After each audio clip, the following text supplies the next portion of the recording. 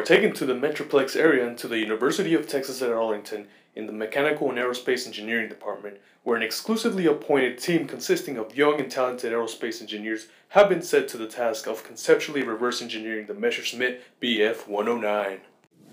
It was no easy task, but from the very beginning, our team assembled immediately into the required disciplines and the respective leads for each discipline.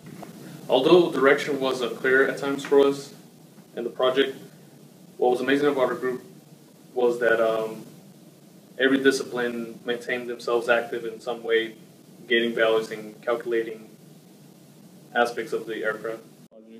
Expectations were very high, mainly because we wanted to produce good results, but I think they were a little overzealous for the scope of the project.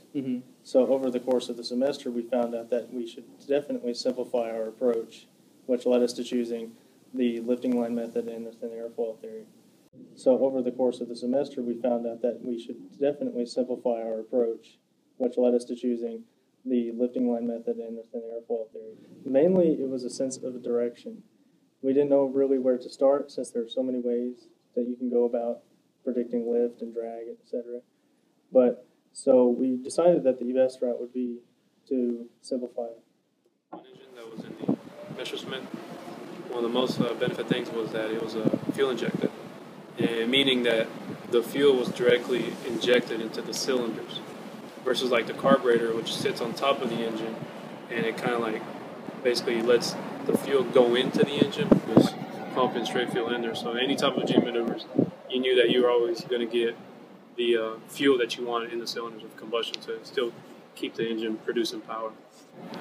I think maybe probably one of the hardest things was, of course, to find time to work on it, but because I have great team members, which is Shivani and Jacob, with their help, and I guess our chemistry, the three of us, we work well together. Well, I'm in the structures discipline, and studying the aircraft, I've seen how the Germans really simplified the internal structure and always try to pick the structural configuration which is the lightest and delivered the greatest strength. And it's really interesting to see how they structure load but yet be as light as possible. What also really helped us was, I will say, looking at the textbook and seeing what requirements do we need to meet to complete a preliminary or conceptual preliminary and detailed design. We limited ourselves to conceptual design. So we were able to get those requirements and then find out from those that we should not, for example, do a CFD or a ANSYS simulation. That's just not necessary. That's too specific. We should look at the big picture. Our focus was to create a reduced order model, and we had to find out what do we need to meet that reduced order model criteria, not going overly in depth into detail. Good. Well, one of the main things is that it was designed to be a very maneuverable aircraft, as a fighter especially. So I thought it would be interesting to see if we could analyze what made the aircraft so incredibly maneuverable, especially in a dive and other aspects. One of the main things that we had trouble with is the fact that a lot of the documentation was in German, so we had to use Google Translate and what limited other English sources we could find. Also, there were very limited 3-view drawings that we could find. They did not include a whole lot of detail, so we had to make a lot of estimations in that.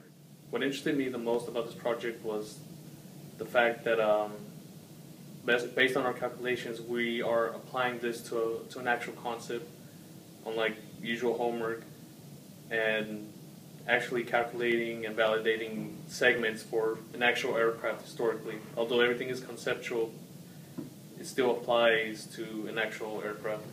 The main challenge would be with the parametric sizing itself would be that I only had the Lofton paper, so his published paper, but since he described his methodology, I needed to use his paper, and sometimes the equations would be missing, or he would jump between equations, and then I wouldn't be able to link them. I had to rederive them on the side, and that took up more time, essentially. And if we were able to, if we were designing this aircraft, we would be able to change our parameters to reach the most optimal solution. So right now we know where our real point is, but if we were able to change it, we could also optimize it within that solution space. So it gives us a lot of ability to choose that.